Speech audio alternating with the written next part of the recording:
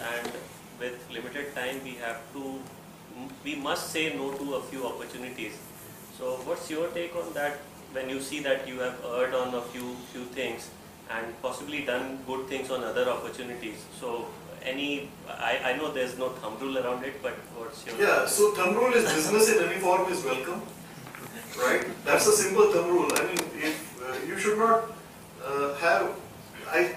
they say that there is a process called customer qualification. So in sales, they always say that you should ask questions and make sure that you're not barking at the wrong tree.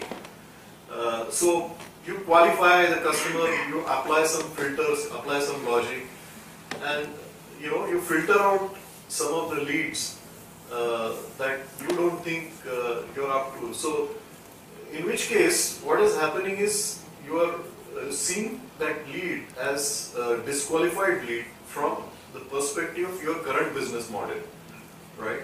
So this deprives you of the opportunity of exploring another business model, which could be, a different business model, but there's no harm in exploring. So business, when it comes to you, somebody is wanting you. How often do you get someone calling you? How often do you get somebody coming to you for business? Very, very rarely. Most of the times it's the other way around, that you go out and get business. Now if someone is coming to you with a pain point, right, it could be somebody requesting that why don't you look after this guy. So it could be a request coming from a friend, but how often does that happen, right? Yeah. It happens very, very rarely, and there could be a business opportunity that you're foregoing by disqualifying that lead. So, and it doesn't cost anything to talk.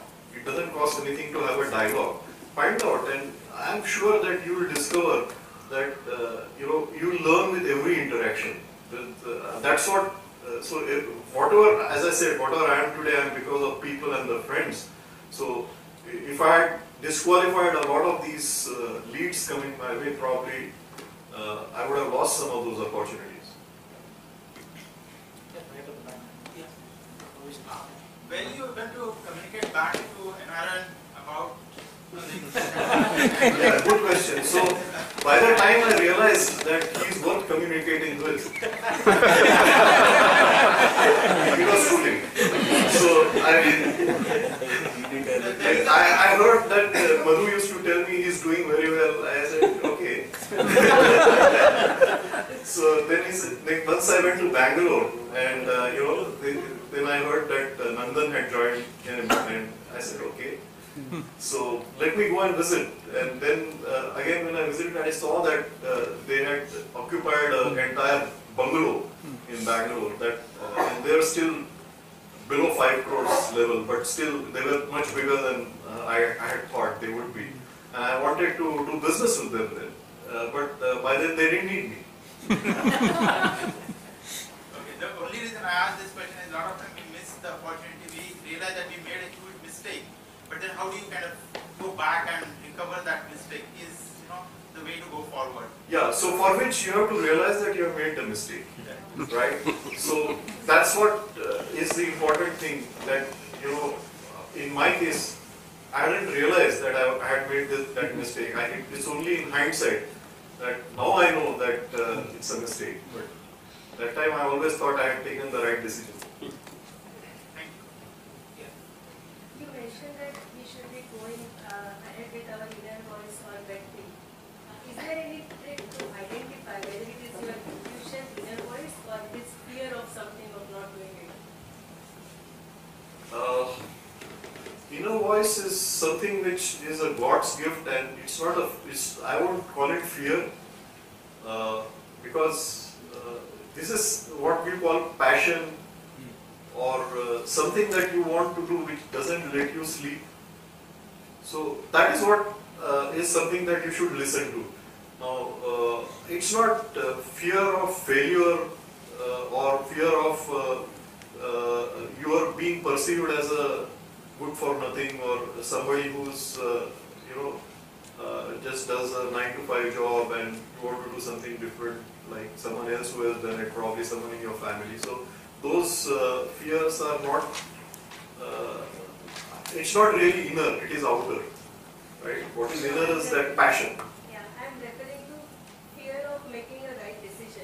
when you have chosen not to go ahead with Narayan Murthy, there was some logical analysis as well as some gut feel along with that.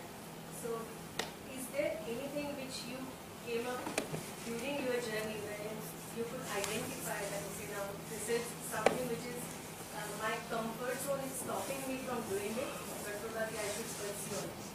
Yeah, so a lot of times, so the question is, let me restate the question. The question is, was there something that is illogical or what is irrational that I did just because I felt that, I should do it, right? So I keep doing that very often. I'm doing it even now. So, I think there are several examples that I can give where I decided that I'm passionate, I love this thing, so I need to do it. So, whether it is building a product when absolutely every company in 2000 was the bubble had burst and we built a product, right? So that's a part of my story, is that we decided to build a product which was like equivalent to boiling an ocean. That we wanted to build a product which would allow B2B communication to be automated using XML instead of EDI.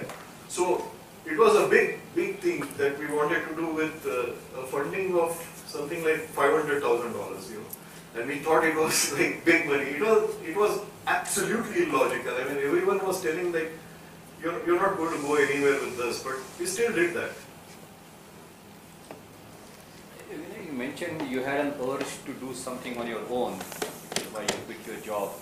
What do you think, where did the urge came from? Did your family background, education background, life in IIT, what was the influencing factor, if any?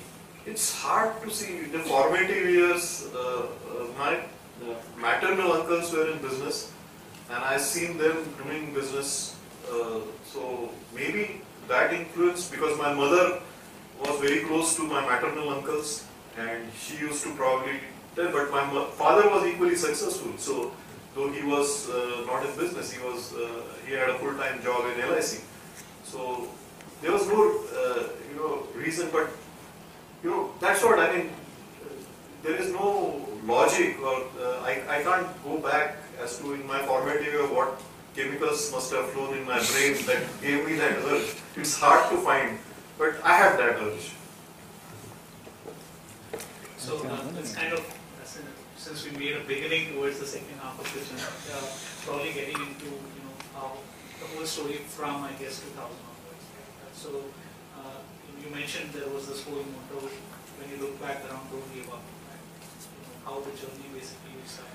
So yeah. So there are two things about business. One is that you should always be exploring new business models and new opportunities. At the same time, you should have something that is what is your core competency. So you can't be always exploring business models. So you should have some core competency that you consistently follow, and which is what I learned from my wife. She said that you always you're never steady. You always think of 10 ideas, and you're never thinking of. So you started the first business, which was being in this exchange of information, or whatever we call it, as a recruitment. I'm going to do that. You do what you want, right? And you are. She used to say all sorts of things. And we used to have a wonderful dialogue. So, I used to experiment with a lot of things, and which helped me innovate, build different types of software and stuff like that. But I was not earning as well as my wife was.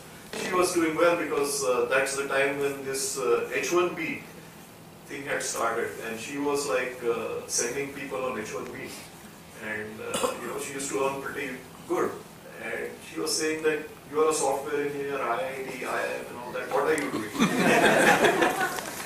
So I said, yeah. So so what do we do? So in around 1999, this Y2K thing started, and she started falling short of Java people. So I got myself certified in the Sun certification as a Java programmer